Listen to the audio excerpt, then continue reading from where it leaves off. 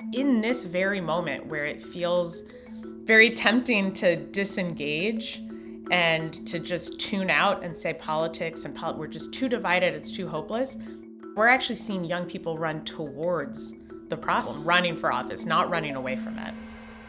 Layla, welcome to 12 Geniuses. Thank you so much for having me. Why don't you tell us about your background, where you work, and how you got there? So I have been with Future Caucus since 2016, and I think like a lot of people who do this work, I ended up here totally by accident.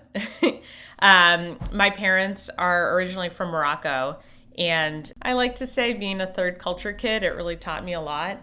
And when I started to get interested in politics, it became really clear to me that there needed to be a way to bring that ability to find belonging in different spaces and in different ways to the way we do politics. One thing led to another, including as a millennial graduating into a recession. And I ended up working on US politics where, I applied, I think, that same interest in how can you bring people together across lines of difference. And so Future Caucus reached out to me back in 2016. At the time, it was just a startup of an idea. So I came on as COO, and I've been there ever since. In 2021, I took over as CEO. And really, our theory of change, our mission is to activate young elected officials to bridge the partisan divide and transform American politics. And what that means is we really help the youngest members of the legislature build relationships and work on policy solutions together so that political polarization is not an obstacle. And it seems like we're at this very vital point right now where we have a lot of division to bridge. How do you define democracy?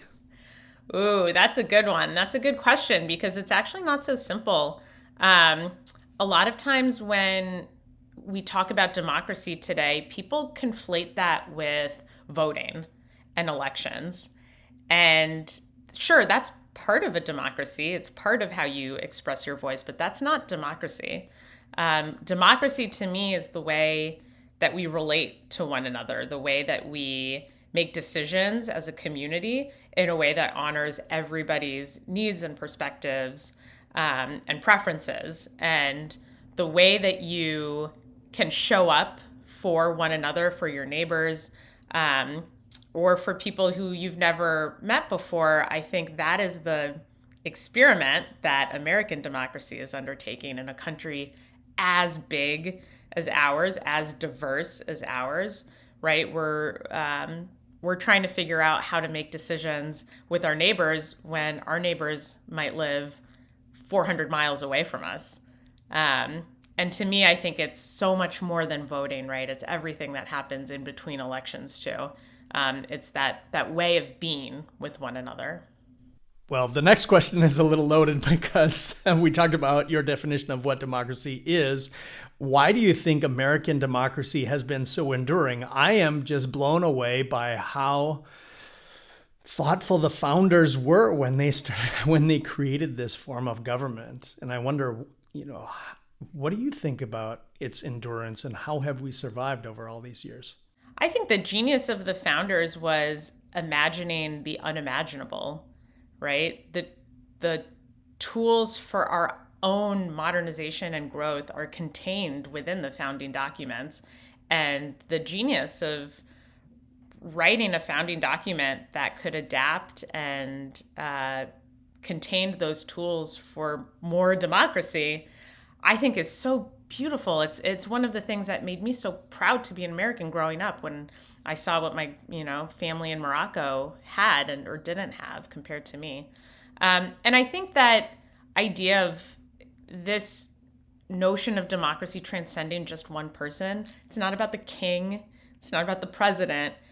It really is about all of us and the ways in which we have processes to make decisions, to share resources, to do something, to build something. That, to me, is why American democracy has endured. And of course, it's not without its scars, and there have been real moments of conflict and challenge and things that have been institutionalized that don't feel super democratic, right? But I think always, Martin Luther King said the moral arc of the universe bends slowly, but it bends towards justice. I think about that in the sense of democracy, that we're, working towards that better, more actualized form of a healthy, thriving democracy. We've seen a lot of division in the United States over our 248 years. How is this time different? Is it better? Is it worse than some of those other times? And maybe you can reference some of the times that you think of great political division or great division in our country. As humans, we are wired for connection. And so I truly believe that our natural instinct and state is to want to connect and want to bridge perceived differences. And instead, we get to these moments that are so driven by fear that you get to this intense hate, this intense division, this intense fear that escalates in many cases into political violence, right? Talk about sort of the original polarization in this country with the Civil War and how that tore, the saying like brother versus brother against one another because of these deep-seated fears of change and loss and the future. And I think that another moment, maybe more recently, is in the 1960s when we saw incredible instability, assassinations, protests in the streets, just really, really difficult times. And I think in both of those instances, to me, the unifying theme and where I see some hope today of how we get out of this moment that we're in is the importance of leaders and of good leadership. Because even though in those moments it exposes the worst of us and it can show an ugly side of our human nature, I think it gives courageous, creative, empathetic leaders an opportunity to shine, an opportunity to inspire, an opportunity to build the path forward and to build the way out. And in this moment today, I think that we are very focused on the leaders who maybe don't have what it takes and ignoring the fact that we have a great number of leaders who are stepping up to the plate and who are excited to build, to help bridge those differences. We, as Future Caucus, we get to work with Gen Z and Millennial elected leaders all across the country, in Congress, in state legislatures. 25% of all state legislators are young, but they are responsible for enacting 40% of bipartisan legislation. 25% of lawmakers are writing 40% of the bipartisan legislation that gets passed. And so to me, that's an opportunity to find hope in the next generation of leaders who are looking for ways to connect to one another, who are looking for ways to be solutions oriented, who are looking to do politics and policy making in a different way. I feel very optimistic that in this very moment where it feels very tempting to disengage and to just tune out and say politics and we're just too divided, it's too hopeless, that we're actually seeing young people run towards the problem, running for office, not running away from it. Layla, what's required for democracy to endure another 250 years in the United States? Another 250 years.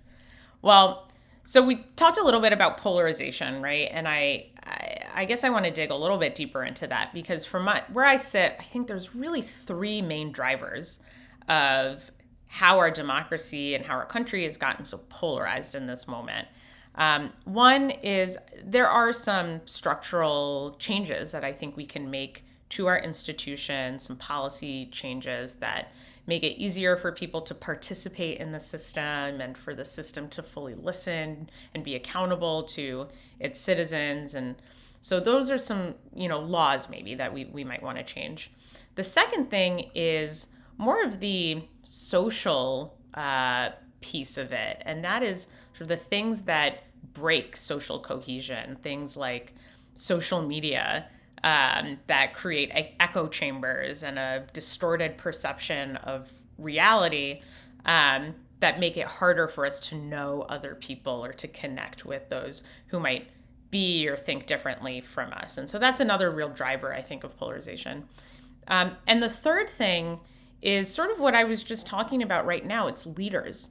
And when you have leaders who are conflict entrepreneurs or who seek to exploit the system for their own profit, then we're doomed. But if you have leaders who want to step up and lead with integrity and bring people together and find ways to meet the needs of the people and fully bring the people along in that process, not to dominate them, but to be alongside them, I think that is the third and critical key that we need to make sure that this American experiment lasts another 250 years. And so we work very, very much on the leadership piece of it. And that looks like equipping them to just be successful with leadership training, leadership development, connecting them to good, innovative policy experts or each other to trade policy ideas. Some of the things that we've actually looked at are, it's really hard actually to serve in elected leadership right now at the state level in particular. The average salary is somewhere around $35,000 a year. Most state lawmakers hold multiple jobs. They don't have any staff who are doing research for them. So some of those things to say, well, what do leaders need to actually lead effectively? And as we look forward 250 years, I think there's, of course, a huge piece for people, voters, citizens to play in being informed and engaged. But I think there is a really, really important role for leaders to play in better representing the people who elected them to serve. And that's what you're doing at Future Caucus, is helping these younger leaders become great leaders, bridge divides. Maybe you could talk about this story I heard you talk about before, which is the state of Mississippi and the flag issue. That's one of my favorite stories, so I'm so glad you brought it up. And just to zoom out for a moment, what Future Caucus does is we try to build community for lawmakers, just like I was looking for belonging when I was growing up. That's what we do for young lawmakers, whether you're a Democrat or Republican, an independent or something else. You all share a generational identity. And so what if we created spaces within our legislatures, within our institutions, where our leaders could connect not along a partisan identity, but along a generational one? What would that unlock? And so we've launched bipartisan Future Caucus chapters in Congress and now 34 states to create those spaces for people to meet and build genuine relationships. So each caucus led by one Democrat, one Republican, anyone 45 years old and younger is welcome. We're very generous with the definition of young. I think as I continue to age, we're just going to change whatever the cutoff number is.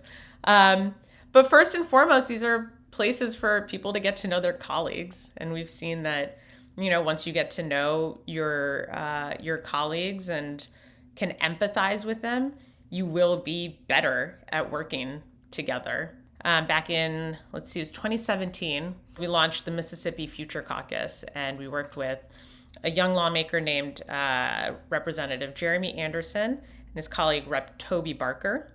And they said, let's get all the young people together. We're going to put them in a room. We're just going to have some drinks, have some food, because, people don't come to things unless you have food and drinks. So, of course, they, had to do it over dinner.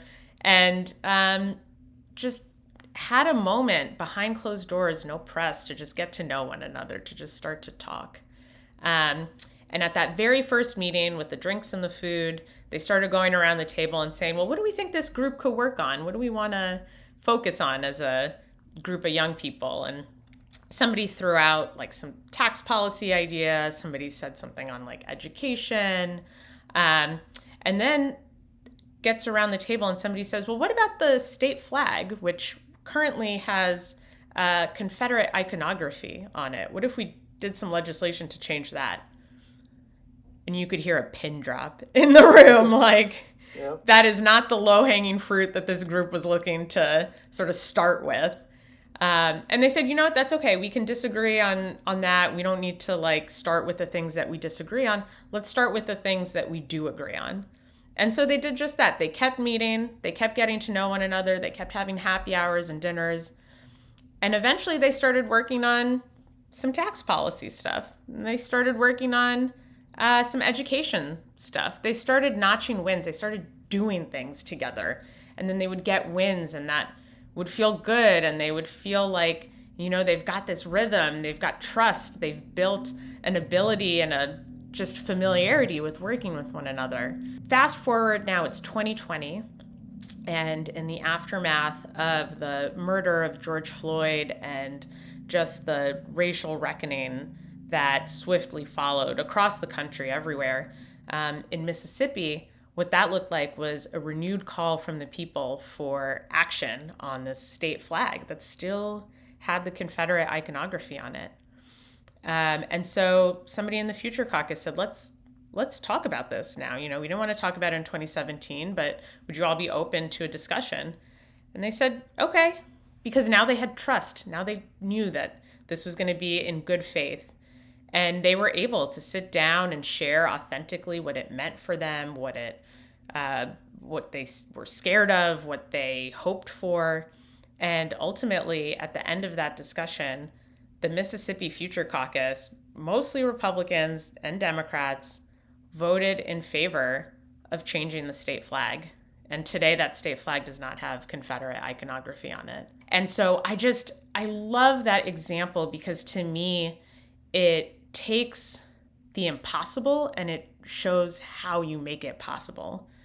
And the caucus was not meeting just so that they had this sort of like secret end goal in mind where like, this is the thing that we're going to do. No, they wanted to meet because they wanted to strengthen the fabric of how they made decisions, of how they made choices in service of other people. And because of that trust, because of the transformation that occurred within that group, something almost unimaginable was able to happen in just 3 years. Yeah, it's an example of what can happen. Right. That trust is so important to build. It takes time to do that, but when leaders are focused on delivering to the constituents, it's an outstanding outcome. That's right. What can individuals do to lessen this partisan divide? Well, you know, I think there's obviously a huge role that people have to play in being engaged. And I think being engaged means more than just showing up every 4 years to vote for the president. It means staying informed. It means volunteering. It means maybe running for office yourself. It means attending a town hall to get information directly from the source. And I think the more that we show up in these processes, the more our democracy is accountable to us. You know, I work with lawmakers every day, and they would love nothing more than to truly understand, like, what is it that you, my constituent, want me to do? And if your voice is not a part of their decision-making process, there's a good chance the thing that they do is not the thing actually that you wanted. You can't just wish it. You have to be engaged in the process. And so I think that to me is one of the most important things that you can do is the sort of in between elections, showing up and engaging in dialogue. And then I think in just more of a like day-to-day sense, finding ways to engage with people who are different from you. You know, we all tend to live in echo chambers of our own making, whether that's digitally and the way the algorithms sort of feed us things that we already agree with, or even where we live or worship or work or go to school. Like, we actually don't have a ton of opportunities these days to really get to know people who are super different from us. And so I think savor those moments where you are able to get curious about somebody and to engage in a debate authentically and with curiosity. I probably asked you this, or we've probably touched on it already, but I've got a follow-up question. So I want to ask you again, where is democracy most vulnerable?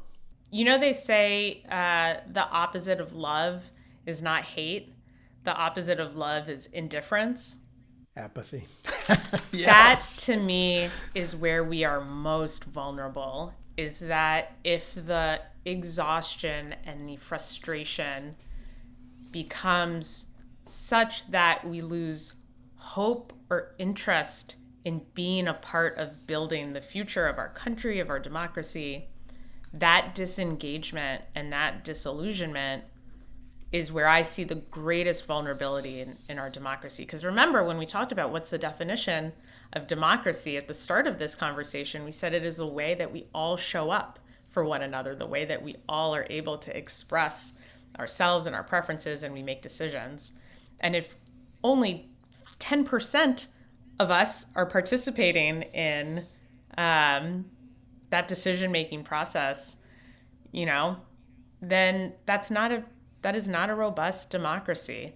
And so there are ways to make it easier and more inclusive for people to be engaged. But I think when we self-disengage, when we self-disenfranchise, when we decide it's not worth it, like throw in the towel, to me, that is the biggest risk if people check out entirely. What is the individual citizen's responsibility to preserving democracy? Yeah, I think that the idea of being informed and engaged is fundamental. The notion of things like, I love my mom. Sometimes she sees things on Facebook that just like she loves and she likes them and she shares them because they fit with her worldview. And I have to say, Mom, look at who posted that. Like, that's not a real story, or you can't just like react to things emotionally. And so I think actually like checking ourselves when we maybe feel especially excited about something that really validates a perception or an assumption we might have. All of that is of course part of the individual's responsibility in making sure that we have a healthy democracy. I think the other thing, listen, I said democracy is not synonymous with voting, but it is a part of it, right? And so showing up to vote not just once every 4 years, not just once every 2 years, but in primary elections. There are thousands of elected offices up and down the ballot in this country, more than just Congress and the president. Really getting informed about what those are, what's at stake, who's running, what they believe. If you don't know what they believe, ask them. And if you don't like what they have to offer, ask them to, do things a different way. And if after that they're still not representing you, run for office yourself. So I think there's like a really sort of powerful ladder of engagement that we want people to be moving up when it comes to sort of serving each other, serving ourselves, serving our democracy, but not being on the ladder at all is not an option. You talked about this earlier, conflict entrepreneurs among our leadership. But how do we mitigate these conflict entrepreneurs? Because they do consume a lot of the oxygen in the room and the print in our media and our news stories. I think that it's the same way that you treat misinformation is how you treat conflict entrepreneurs, which is you have to arm enough trusted other messengers with the information and megaphones that they need to not just counterbalance, but to overtake the conflict entrepreneurs.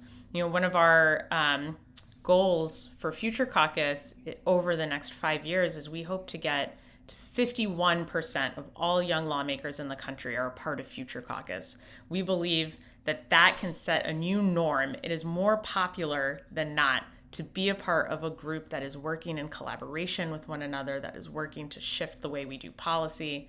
And if you can create new norms, new permission structures for people, it's not just one person who is then in charge of or accountable for getting rid of the conflict entrepreneur. It becomes on all of us, and all of us sort of set that culture and set that norm to make that conflict entrepreneur go away. I'm going to reference something that I saw on the Future Caucus website. It was a presentation that you were doing. You said, "I believe America's best days are ahead."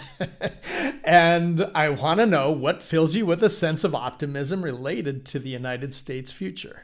How in the world could you not be optimistic if you had my job? I get to work with hundreds of Gen Z and millennial lawmakers who are so freaking talented, who are so smart, they could be doing anything they want. They could be making tons of money at some like private company, and instead they're driven by a sense of public service to do unglamorous jobs like state legislator or even member of Congress. And they have decided that they want to do it because they feel connected to something bigger than themselves, because they believe that in a diversifying country where we are so filled with potential and opportunity and are not realizing that in this moment, that they can be a part of building something better. That stat that I shared earlier, that only 25% of lawmakers right now are young, but they are responsible for 40% of all bipartisan legislation that gets enacted, signed into law. They're punching above their weight. And so when I look down the next 10 years, the next 15 years, this is the cohort of people who are going to be committee chairs and speakers of the House and mayors and holding positions of power where they get to set the norms, where they get to set how we do things and who we're doing them with and who we're doing them for. And so I am filled with so much hope every day getting to work with these leaders because they're doing the hard work to build the version of America that is a more perfect version than the one that they inherited. Layla, thank you for your time and thank you for being a genius. Thank you so much.